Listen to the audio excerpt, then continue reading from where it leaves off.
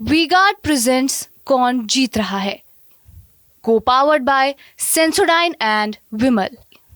बोलो जुबां केसरी। नमस्कार। देश में लोकसभा चुनाव के 5वें चरण का मतदान आज हो रहा है। आज 49 सीटों पर वोट डाले जा रहे हैं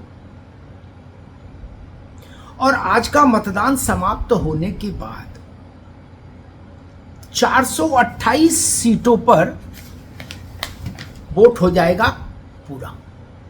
मतदान की प्रक्रिया 428 सीटों पर पूरी हो जाएगी। ये 5वां चरण मतदान के 7 चरणों में सर्वाधिक छोटा है। सिर्फ 49 सीटों पर वोट हो रहा है। हालांकि इसमें उत्तर प्रदेश की अब तक की सबसे ज्यादा सीटों पर मतदान है। आज उत्तर प्रदेश में 14 स्थानों पर वोट पड़ रहा है, 14 लोकसभा क्षेत्रों में। इससे पहले उत्तर प्रदेश में पहले और दूसरे चरण में 8-8 सीटों पर मतदान हुआ, तीसरे चरण में 10 सीट पर हुआ, चौथे चरण में 13 सीट पर हुआ और 5वें चरण में 14 सीटों पर हो रहा है। उत्तर प्रदेश में आज के मतदान के बाद 80 में से 53 सीटों पर मतदान की प्रक्रिया पूर्ण हो जाएगी। यानी मोटे तौर पर आप मानकर चलिए कि आज के मतदान के बाद देश भर में तस्वीर बिल्कुल साफ हो जाएगी। 428 सीटों पर देश जनादेश दर्ज करा चुका होगा ईवीएम में। एक जिसको हम लोग बोलते हैं लार्जर पिक्चर, ब्रॉडर पिक्चर, वो साफ हो जाएगी। जमीन पर संदेश और संकेत दोनों दिखाई देने लगेंगे। तो छठा और 7वां 2 चरण बचेंगे। 25 मई को छठा चरण और 1 जून को 7वां चरण और 4 जून को जनता के जनादेश के उद्घाटन का दिन, यानी परिणाम का दिन, नतीजों का दिन। उत्तर प्रदेश में आज स्मृति ईरानी यानी अमेठी में मतदान हो रहा है।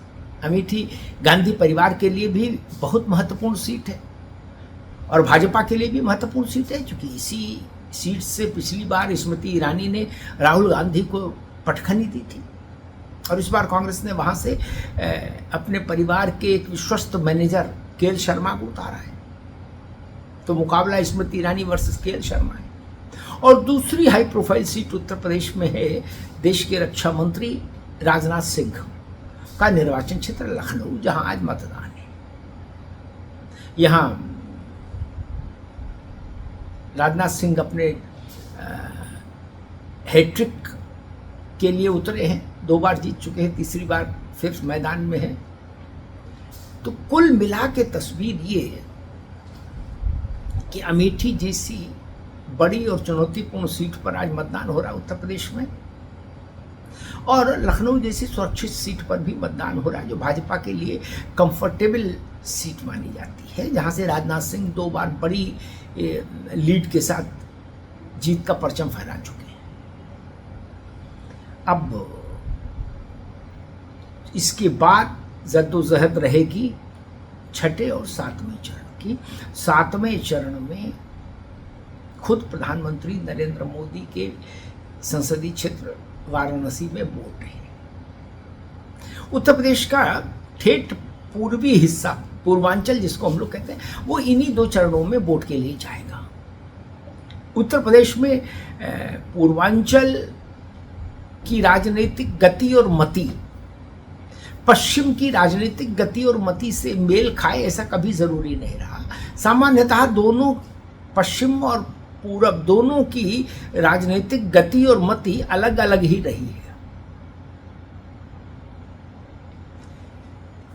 पिछली बार भी विधानसभा में भी भारतीय जनता पार्टी को पूर्वांचल में थोड़ा कष्ट का सामना करना पड़ा था और 2019 के लोकसभा चुनाव में भी पूर्वांचल में भाजपा को उतनी सहजता नहीं मिली थी जितनी पश्चिम या अवध या रुहेलखंड में मिली थी। तो इसलिए पूर्वांचल का रण थोड़ा सा कठिन हो जाता है, थोड़ा सा ज्यादा संघर्षपूर्ण हो जाता है। राहुल गांधी और अखिलेश यादव प्रदेश में कई स्थानों पर ज्वाइंट रैली कर रहे हैं। कल फूलपुर में हालांकि वो रैली करने गए, पर वहाँ अव्यवस्था हो गई, भीड़ में भगदड़ मच गई और दोनों नेताओं को बिना ही संबोधन के वापस जाना पड़ा। अब उसकी अपने अपने ढंग से व्याख्या कर रहे हैं। सपा और कांग्रेस वाले कह रहे हैं कि ये जनता का प्यार है कि इतना ज्यादा उमड़ रहा है। भाजपा के लोग कह रहे हैं कि जनता आक्रोशित थी तो वो इनकी ओर दौड़ पड़ी। यही कुल मिला के स्थिति ये रही कि अव्यवस्था की शिकार हो गई। कल राहुल गांधी अखिलेश यादव की 2 संयुक्त रैलियां उत्तर प्रदेश में। चुनाव में रैली के प्रबंध में जितनी ऊर्जा लगती है और जितना धन और श्रम लगता है, उसके बाद अगर नेता भाषण नहीं दे पाए तो ये नुकसान का सौदा है, घाटे का सौदा है, ये भी जान लीजिए। रैली की तैयारियों में बहुत समय लगता है, श्रम लगता है, बहुत सारे संसाधन झोंके जाते हैं, तब कहीं जाके रैली होती है। बसें लगाओ, ये करो, वो करो, तमाम। और अब तो मौसम भी प्रतिकूल है तो और खर्चे ज़्यादा। और उसके बाद जिसकी रैली वो भाषण भी ना दे पाए तो मान लीजिए फिर तो डबल नुकसान है। और दूसरी ओर भारतीय जनता पार्टी है जिसको अब प्रचार के मसले पर उत्तर प्रदेश में अन्य सभी दलों से कोसों आगे है। योगी आदित्यनाथ केवल उत्तर प्रदेश में नहीं, वो देश भर में धुआंधार रैलियां कर रहे हैं, धुआंधार प्रचार। एक एक दिन में 4-4, 5-5, 6-6 रैलियां कर रहे हैं। प्रधानमंत्री ने अभी पिछले दिनों खुद उत्तर प्रदेश में एक दिन में 4 और दूसरे दिन 3 रैलियां की एक साथ। सोचिए, 2 दिन में 7 रैलियां प्रधानमंत्री की। गृहमंत्री अमित शाह सक्रिय हैं उत्तर प्रदेश में। तो भारतीय जनता पार्टी प्रचार के मसले पर उत्तर प्रदेश में अन्यों से आगे खड़ी दिख रही है। और आगे भी मतलब ठीक ठाक आगे, काफी आगे। कांग्रेस में और कोई नेता प्रचार के लिए नहीं है, राहुल गांधी ही हैं जो प्रचार कर रहे हैं, समझ लीजिए, उत्तर प्रदेश में भी। और प्रियंका गांधी ने अपने को कन्फाइंड किया है, सीमित किया है रायबरेली और अमेठी तक। अमेठी में आज वोट हो जाएगा तो फिर उनका सारा फोकस रायबरेली पर रहेगा। इसलिए ये गांधी परिवार एक तरह से आप कहिए तो वो सीमित हो गया अमेठी और रायबरेली की मशक्कत तक। सोनिया जी अस्वस्थता और आयु के कारण इस चुनाव में कहीं नहीं निकली, लेकिन वो भी रायबरेली आई राहुल गांधी के लिए, जहां उन्होंने एक भावुक अपील की और जनता से कहा कि हम अपना बेटा आपको सौंप रहे हैं। इसका अर्थ कि सोनिया जी, राहुल जी, प्रियंका जी, यानी कांग्रेस की समूची ऊर्जा का एक बड़ा हिस्सा केवल अमेठी और रायबरेली में लग रहा है। शेष देश में चुनाव एक तरफ और अमेठी और रायबरेली एक तरफ, जहां अशोक गहलोत, भूपेश बघेल, डीके शिव कुमार इस कद के छत्रप बैठाल दिए गए हैं गली में, मोहल्ले में, कस्बे में, तहसील में, कि आप यहाँ संभालो अमेठी और रायबरेली। इससे आप समझ सकते हैं कि अमेठी और रायबरेली कांग्रेस के लिए क्या है। और इसीलिए कांग्रेस के लिए चूंकि वो बहुत महत्वपूर्ण सीट है, खुद राहुल वहाँ से लड़ रहे हैं रायबरेली से, अमेठी भी उनके लिए प्राण और प्रतिष्ठा दोनों का विषय है कांग्रेस के लिए।